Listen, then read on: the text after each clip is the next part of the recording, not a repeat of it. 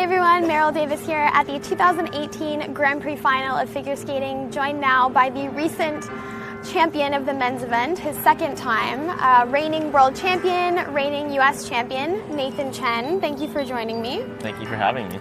How are you feeling after the first half of the season, headed into the holiday season, finals? You've got a lot on your mind right now. Right. It's been a very busy first half of the season. I've added school in this year, and so that's definitely added a lot to my life, both skating and out of skating. But I've been really enjoying it. I've been learning a lot outside of skating, which I feel like is the right thing for me right now, and trying to do my best to maintain what I've had in the past couple seasons in skating, and still attempting to develop even more and trying to evolve my skating as best as I can.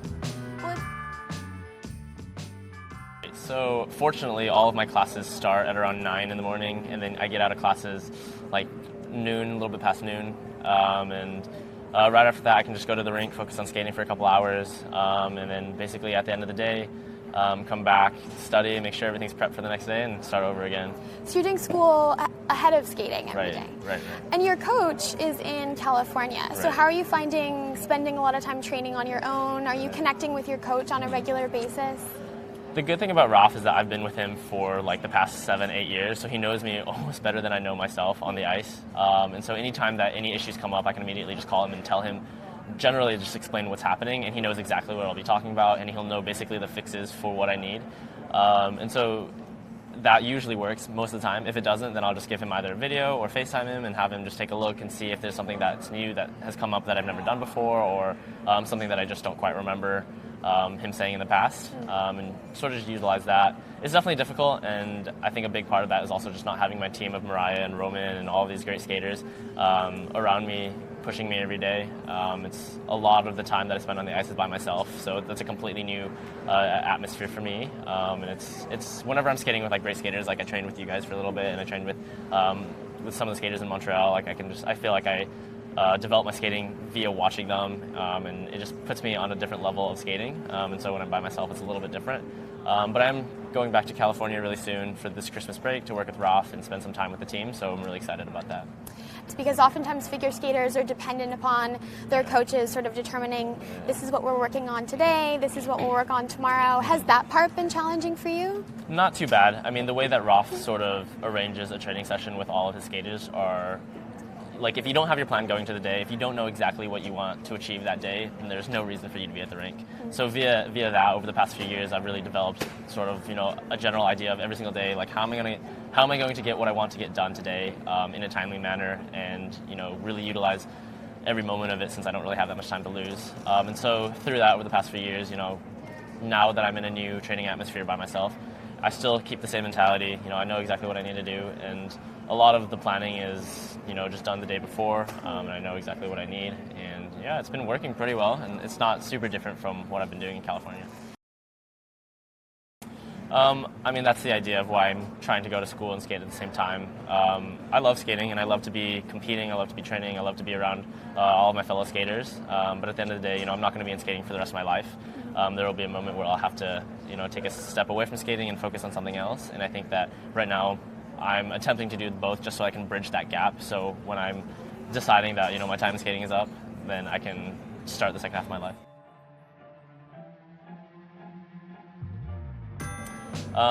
In regards to the plus and minus 5, it definitely emphasizes quality over quantity, since in the past couple of years, we've really been honing in on increasing the number of quads per program. And you've already seen throughout the season that that's decreased. People are focusing a little bit more on making sure that their program is clean and doing everything that they can do to make the program clean via don't, challenge yourself too much with quads that you're not comfortable with. And I definitely approach that a little bit as well. And I think it's perfect right now, since I don't necessarily get the same amount of training time that I get in California.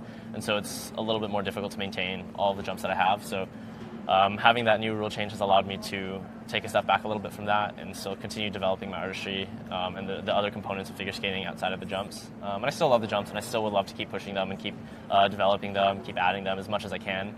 But definitely it has allowed me to de-emphasize the jumps a little bit.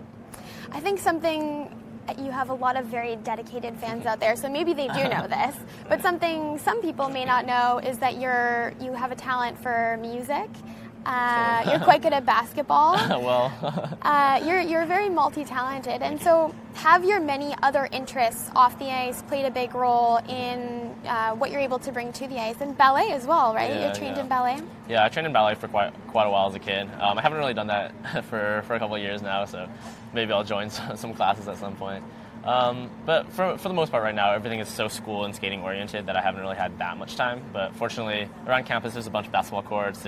I brought my guitar to school as well. As much time as I can, I just play around. And granted, I'm not amazing at any of them. It's just really just a hobby, something that I love to do for fun. But whenever I have time, and hopefully I try to squeeze in the time to do that just to lighten my days a little bit. Makes sense. So looking ahead to 2022, we've just started this new Olympic cycle. Right. Do you have sort of a plan going forward with school and skating and looking forward to the next Olympic Games? Yeah, it's a little bit. The Olympics are a little far for me to come up with like a concrete plan right now. But I've kind of talked to some of the people at school, and all Yale students are allowed to have 2 semesters or 1 full year off, without doing a withdrawal system, and you can just take the time off. However, I feel like it would probably be more appropriate to take 2 years off before the game, so we'll try to figure that out and see what the best route is for that. Do you have a skater that you've looked towards since you were young, or anyone you idolized as a kid in skating? Yeah, absolutely. When I was 4 years old, growing up in Salt Lake City, the 2002 games were in Salt Lake City, and that was the year of like the Alexei Gudin and Evgeny Plashenko showdown. So those 2 skaters were definitely my idols growing up. I loved watching Evgeny skate. He was, always brought so much excitement, entertainment to the sport, and I loved to watch that. And I loved his quads, and that's really what inspired me to start trying to do quads.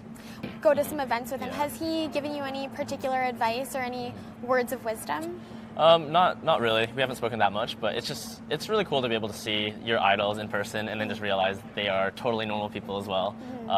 And of course they always have that special place in your heart, but it's really cool to be able to just like connect with them on a person-to-person level versus, Do we have any more Facebook Live questions? Let's see.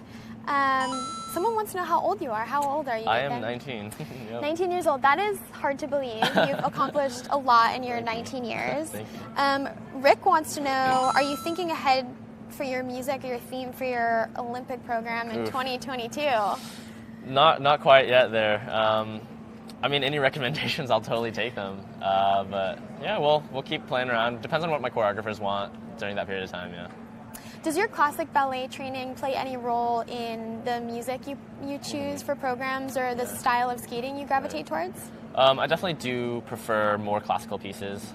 Just from a performance standpoint, I feel like it's a little easier for me to express, and just in general, since it's a little slower, it's easier to manage all the quads and the different elements. But Marina actually did an amazing job putting together that short program a couple of years back. And hopefully, maybe we'll bring something like that back again. Georgie wants to know, are you planning on trying a quad axel? Well, let's just get my triple axel under first. It's been pretty good this season, but who knows? Maybe if I feel spontaneous, I'll try something. I guess it's an important question as well. Do you think a quad axel is possible for anyone? I think it's hard to say. I think it is possible, but probably won't happen very soon.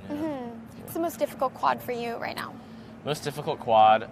I'm not crazy about edge jumps, so quad style, quad loop. Quad less is a little bit off right now, but I'm definitely more in favor of toe jumps. Do you have any interest in coaching in the future at all?